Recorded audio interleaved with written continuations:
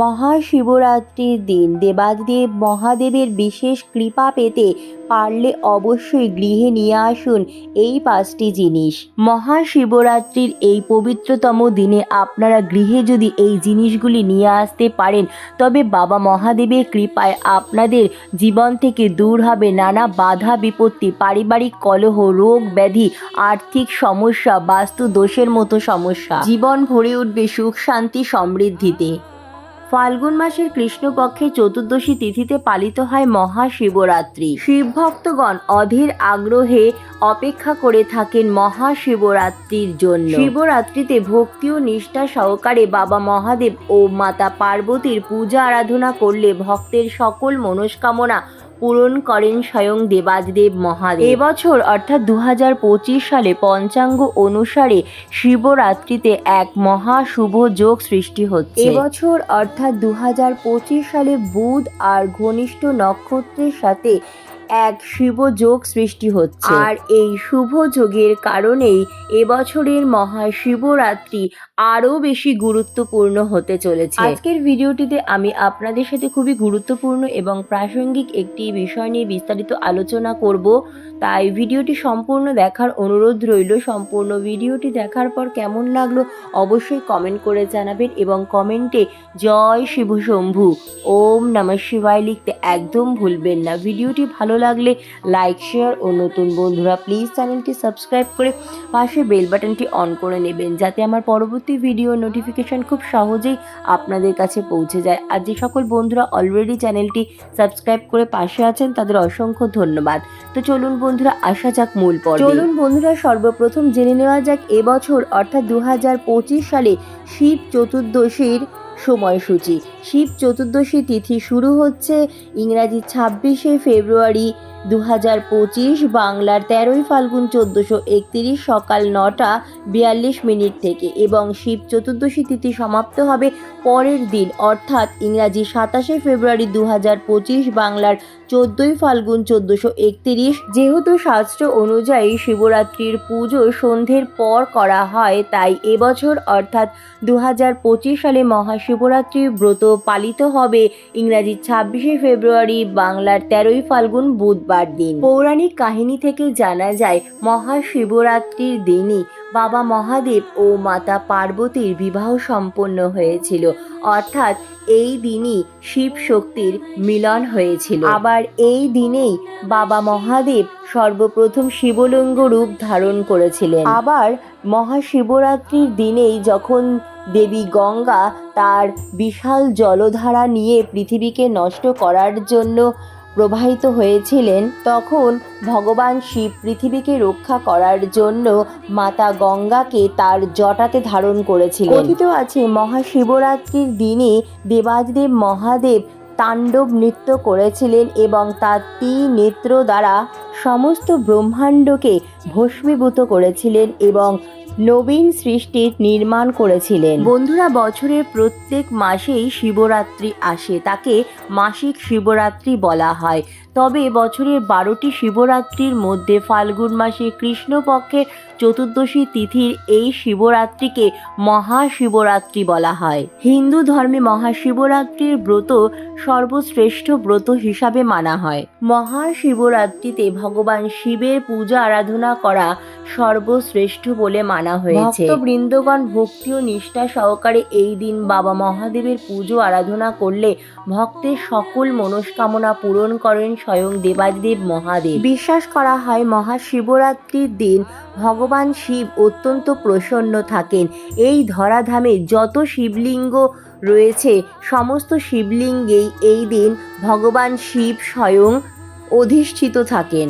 তাই ভক্তি ও নিষ্ঠা সহকারে সামান্য জোগাড়েই আপনি যদি দেবাদিদেব মহাদেবকে সামান্য দুধ গঙ্গাজল ও একটি বিল্বপত্র নিবেদন করতে পারেন, তা হলো বাবা মহাদেব আপনার মনের সকল ইচ্ছা পূরণ করবেন এবং সারা বছর আপনার উপর বাবা মহাদেবের কৃপা বজায় থাকবে। শাস্ত্র অনুযায়ী মহাশিবরাত্রির ব্রতের আগের দিন সংযম পালন করে ব্রতের দিন নির্জল উপবাস থেকে প্রহরে প্রহরে শিবলিঙ্গ অভিষেক করিয়ে 4 প্রহরে 4 বার শিব পুজো করে শিবের মাথায় জল ঢেলে ব্রতকথা পাঠ করে রাত্রি জাগরণ করে পরের দিন পারণের সময়ের মধ্যে পারণের পুজো সম্পূর্ণ করে পুজোর প্রসাদ গ্রহণ করে ব্রত ভঙ্গের নিয়ম রয়েছে।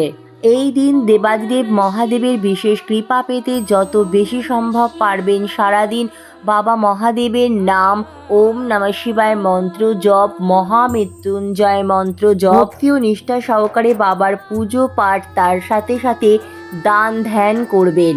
মহাশিবরাত্রির ব্রতের আগের দিন অবশ্যই সংযম পালন করবেন এবং ব্রতের দিন খুব সকাল সকাল পারলে ব্রাহ্ম মুহূর্তে ঘুম থেকে উঠবেন। এই দিন একদম বেশি বেলা করে ঘুমোবেন না।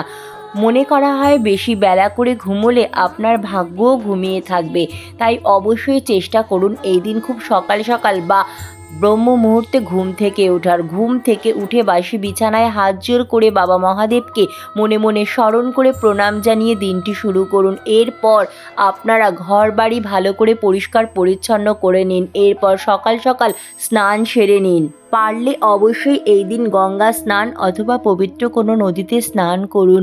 মহাশিবরাত্রিতে গঙ্গা স্নানের অত্যন্ত মাহাত্ম্য রয়েছে। আর যদি সম্ভব না হয় সেক্ষেত্রে আপনারা বাড়িতেই স্নান সেরে নিতে পারেন, তবে স্নানের জলে সামান্য কর্পূর মিশিয়েও স্নান করতে পারেন। এছাড়া স্নান করে শুদ্ধ বস্ত্র পরিধান করে নিজ মস্তকে ও পুরো বাড়িতে এবং সদর দরজার সামনে ভালো করে গঙ্গা জল ছিটিয়ে দেবেন। স্নানের পর ঠাকুর ঘরে এসে বাবা মহাদেবের কাছে মনে মনে ব্রতের জন্য সংকল্প গ্রহণ করবে। এরপর ভক্তি ও নিষ্ঠা সহকারে বাবা মহাদেবের পুজো আরাধনা করবে। বিশ্বাস করা হয় মহাশিবরাত্রিতে ভক্তি ও নিষ্ঠা সহকারে বাবা মহাদেবের পুজো আরাধনা করলে আপনার জীবন থেকে সমস্ত বাধা বিপত্তি, দুঃখ, দারিদ্রতা, রোগ ব্যাধি সমস্ত কিছু খুব সহজেই দূর হয়ে যাবে। আপনার জীবন ভরে উঠবে সুখ শান্তি সমৃদ্ধিতে। শাস্ত্র অনুযায়ী নির্জলা উপবাস থেকে প্রহরে প্রহরে বাবা মহাদেবের পুজো আরাধনা করে রাত্রি জাগরণ করার বিধি রয়েছে, কিন্তু শারীরিক অসুস্থতার কারণে বা যে কোনো কারণে সকলের পক্ষে এইভাবে হয়তো ব্রত করা সম্ভব হবে না। সেক্ষেত্রে অনেকেই সারাদিন উপবাস রেখে প্রথম প্রহরে শিবলিঙ্গ পঞ্চামৃত অথবা দুধগঙ্গা জল দিয়ে অভিষেক করিয়ে পুজো আরাধনা করে ব্রতকথা পাঠ করে ব্রত সম্পূর্ণ করে নেন। আবার অনেকেই আছেন যারা সকাল থেকে উপবাস থেকে বেলা 12টার পর শিবলিঙ্গ অভিষেক করিয়ে পুজো আরাধনা করে ব্রত সম্পূর্ণ করে নেন। আপনাদের সুযোগ সুবিধা মতো আপনারা মহাশিবরাত্রি ব্রত পালন করবেন। আসলে মনের ভক্তিটাই সব। ভক্তি ও নিষ্ঠা সহকারে এই দিন বাবা মহাদেবের পুজো আরাধনা করুন। বাবা মহাদেব তাতেই আপনার উপর অত্যন্ত প্রসন্ন হবেন। এই দিন আপনারা ফল, সাবু, দুধ, মিষ্টি, শরবত গ্রহণ করে ব্রত রাখুন। ভুল করেও এই দিন কোনো রকম তামসিক খাদ্য অথবা আমিষ জাতীয় আহার গ্রহণ করবেন না বা বাড়িতেও আনবেন না। এই দিন সাদা লবণ ব্যবহার করবেন না। এই দিন আপনারা কোনো রকম মাদক জাতীয় জিনিস অথবা নেশা জাতীয় জিনিস সেবন করবেন না। এই দিন বাড়ির পরিবেশ ঠিক রাখবেন। অযথা বাড়িতে এবং বাড়ির বাইরেও কোনো ব্যক্তির সাথে খারাপ ব্যবহার করবেন না। গুরুজনদের সম্মান করবেন। ছোট বাচ্চাদেরও আদর ভালোবাসা দেবেন। এই দিন অবশ্যই ব্রহ্মচর্য পালন করবেন। ব্রতের পূর্ণ ফল পেতে অবশ্যই এই দিন পুজোর পর ব্রত কথা পাঠ করবেন। তাছাড়া আপনারা মহাশিবরাত্রির ব্রত রাখুন বা নাই রাখুন, এই দিন অবশ্যই কিন্তু শিবরাত্রির ব্রত কথা পাঠ করবেন অথবা শ্রবণ করবেন।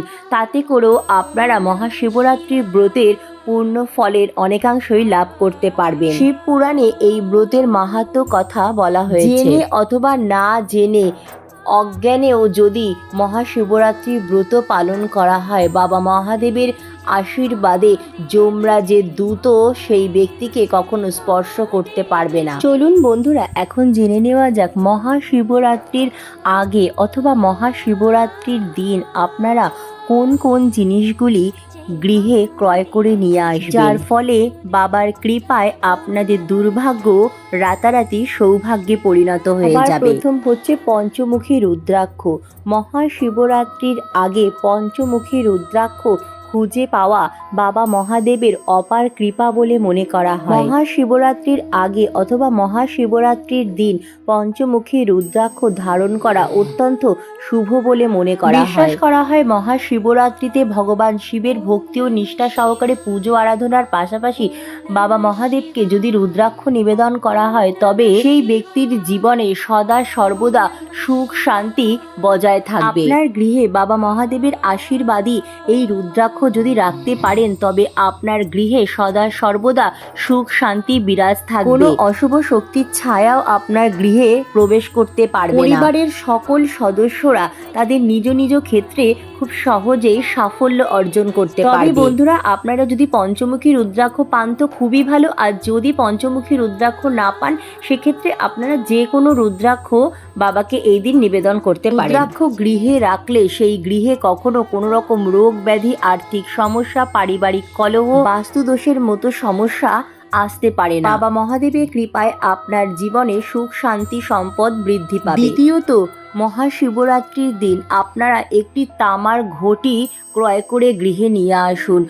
শিবরাত্রিতে তামার ঘটি ক্রয় করে গৃহে নিয়ে আসা অত্যন্ত শুভ বলে মানা হয়। শিবরাত্রিতে এই তামার ঘটিতে পরিষ্কার শুদ্ধ জল অথবা গঙ্গা জল নিয়ে নিবেদন করুন। এর ফলে আপনার জীবন ভরে উঠবে সুখ শান্তিতে। দূর হবে আপনার গৃহ থেকে রোগ ব্যাধি, অর্থের অপচয় বন্ধ হবে, আপনি অর্থ সঞ্চয় করতে পারবেন। তৃতীয়ত, মহাশিবরাত্রির দিন আপনারা যদি পারেন তো অবশ্যই শিব পরিবারের একটি আলেখ্য বা ছবি গৃহে নিয়ে আসুন। এই দিন শিব পরিবারের একটি আলেখ্য গৃহে নিয়ে আসা অত্যন্ত শুভ বলে মনে করা হয়। এই দিন শিব পরিবারের আলেখ্যতে আপনারা পারলে অবশ্যই পুজো আরাধনা করুন। এতে করে পরিবারের সকল সদস্যের মধ্যে অত্যন্ত ভালোবাসা সম্পর্ক মজবুত হবে। শিবরাত্রিতে শিব পরিবারের আলেখ্য গৃহে নিয়ে আসলে আপনার পরিবারে সারা বছর দেবাদিদেব মহাদেব ও মাতা পার্বতী সহ সিদ্ধিদাতা গণেশ ভগবান, দেব সেনাপতি কার্তিক, নন্দী, বাসুকীনাগ সকলের আশীর্বাদ আপনাদের পরিবারের উপর বর্ষিত থাকবে, যার ফলে পরিবারের সকল সদস্যের সঙ্গে সারা বছর সুসম্পর্ক অটুট থাকবে। তাছাড়া মহাশিবরাত্রির আগের দিন অথবা শিবরাত্রির দিন বাবা মহাদেব ও মাতা পার্বতীকে মনে মনে স্মরণ করে প্রণাম জানিয়ে যে কোনো শুভ কাজ আপনারা অবশ্যই শুরু করতে পারেন। তৃতীয়ত, মহাশিবরাত্রির দিন আপনারা পারলে অবশ্যই গৃহে রূপো ক্রয় করে নিয়ে আসুন। যে কোনো শুভ তিথিতে রূপো ক্রয় করা অত্যন্ত শুভ বলে মানা হয়। এতে গৃহে সুখ সমৃদ্ধি বৃদ্ধি পায়। মহাশিবরাত্রির আগের দিন অথবা শিবরাত্রির দিন আপনারা রূপোর একটি কয়েন অথবা দেবাদিদেব মহাদেবের অত্যন্ত প্রিয় রূপোর ত্রিশূল অথবা রূপোর বাসুকীনাগ অথবা রূপোর বেলপাতাও আপনারা এই দিন অবশ্যই ক্রয় করে নিয়ে আসতে পারেন। মহাশিবরাত্রিতে রূপোর জিনিস ক্রয় করে গৃহে নিয়ে আসলে দেবাদিদেব মহাদেবের সাথে সাথে মাতা লক্ষ্মীও আপনার উপর অত্যন্ত প্রসন্ন হবেন। তৃতীয়ত, মহাশিবরাত্রির দিন আপনারা অবশ্যই বাবা মহাদেবের প্রিয় ডুমরু ক্রয় করে গৃহে নিয়ে আসতে পারেন। ডুমরু ভগবান শিবের অত্যন্ত প্রিয়, তাই অবশ্যই আপনারা এই দিন ডুমরু কিনে নিয়ে আসতে পারেন। পঞ্চমত, মহাশিবরাত্রির এই পবিত্রতম দিনে পুজোর কাজে ব্যবহৃত তামা কিংবা পিতলের কোনো জিনিস অবশ্যই গৃহে নিয়ে আসতে পারেন। পুজোর কাজে ব্যবহৃত পিতল কিংবা তামার থালা বাসনের সাথে সাথে শিবলিঙ্গ অভিষেক করার জন্য অথবা শিবলিঙ্গে জল ঢালার জন্য আপনারা এই দিন অবশ্যই কুমণ্ডল নিয়ে আসতে পারেন। তাছাড়া মহাশিবরাত্রির এই পবিত্রতম দিনে ভগবান শিবের অত্যন্ত প্রিয় নন্দী মহারাজকেও আপনারা বাড়িতে নিয়ে এসে স্থাপন করতে পারেন। বিশ্বাস করা হয় নন্দী মহারাজের কানে কানে ভক্তবৃন্দ তার মনস্কামনা যদি জানান, ভগবান শিব সেই ভক্তের মনস্কামনা অতি দ্রুত পূরণ করেন। তাই অবশ্যই মহাশিবরাত্রির দিন আপনারা গৃহে বাবা মহাদেবের অত্যন্ত প্রিয় নন্দী মহারাজ পাথর কিংবা পিতলের গৃহে স্থাপন করতে পারেন। তাছাড়া যে সকল ভক্তবৃন্দ চাইছেন গৃহে নতুন শিবলিঙ্গ স্থাপন করার, তো আপনারা অবশ্যই মহাশিবরাত্রির এই পবিত্রতম দিনে গৃহে নতুন শিবলিঙ্গ অথবা বাবা মহাদেবের কোনো বিগ্রহ বা আলেখ্য নিয়ে এসে মহাশিবরাত্রিতে অভিষেক করিয়ে ভক্তি ও নিষ্ঠা সহকারে পুজো আরাধনা করে এরপর নিত্য দেবাদিদেব মহাদেবের পুজো আরাধনা শুরু করতে পারেন। বন্ধুরা, মহাশিবরাত্রির আগের দিন অথবা শিবরাত্রির দিন আপনারা যেই জিনিসগুলি ক্রয় করে গৃহে নিয়ে আসবেন, সর্বপ্রথম পরিষ্কার জল দিয়ে ভালো করে ধুয়ে গঙ্গা জল ছিটিয়ে শুদ্ধ করে নিয়ে পুজোর সময় বাবা মহাদেবের চরণে নিবেদন করবেন। এই দিন অবশ্যই বাবা মহাদেবের উদ্দেশ্যে নতুন মাটির একটি ঘিয়ে প্রদীপ প্রজ্বলন করবেন। বাবা মহাদেবের অত্যন্ত প্রিয় বেলপাতা ছাড়া বাবা মহাদেবের পুজো অসম্পূর্ণ, তাই এই দিন যত বেশি সম্ভব পারবেন বিজোড় সংখ্যক 3টি পত্রযুক্ত নিখুঁত বেলপাতা চন্দন সহযোগে বাবাকে নিবেদন করার চেষ্টা করবেন। এছাড়াও মহাশিবরাত্রির এই পবিত্রতম দিনে বাবা মহাদেবের প্রিয় ফুল, ফল, সাদা মিষ্টির ভোগ নিবেদন করুন। ভক্তি ও নিষ্ঠা সহকারে বাবা মহাদেবের পুজো আরাধনা করুন এবং অবশ্যই পরিবারের মঙ্গলের জন্য পারলে মহাশিবরাত্রির আগের দিন অথবা শিবরাত্রির দিন এই জিনিসগুলি ক্রয় করে গৃহে নিয়ে আসুন। বাবা মহাদেবের কৃপায় আপনার সংসার ভরে উঠবে সুখ, শান্তি, সমৃদ্ধিতে। তো বন্ধুরা, আজকের মতো এইটুকুই। অনেক অনেক ধন্যবাদ ভিডিওটি দেখার জন্য। জয় শিব শম্ভু। রাধে রাধে।